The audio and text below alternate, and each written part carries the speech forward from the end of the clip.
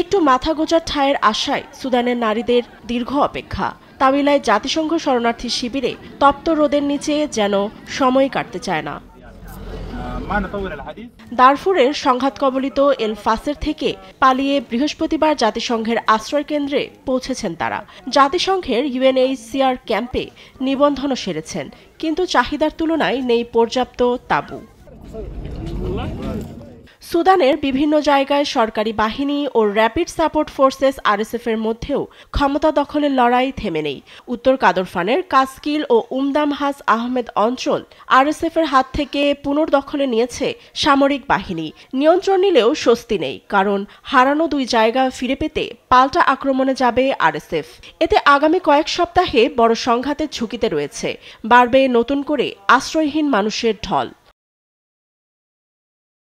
এদিকে গণহত্যার প্রমাণ লুকাতে সংঘাত কবলিত এল ফাসের হাসপাতাল, ইয়েল বিশ্ববিদ্যালয়, মসজিদ ও বাস্তুচ্যুতদের শিবিরের কাছে নিহতদের মাটিচাপা ও আগুনে পুড়িয়ে ফেলছে আরএসএফ।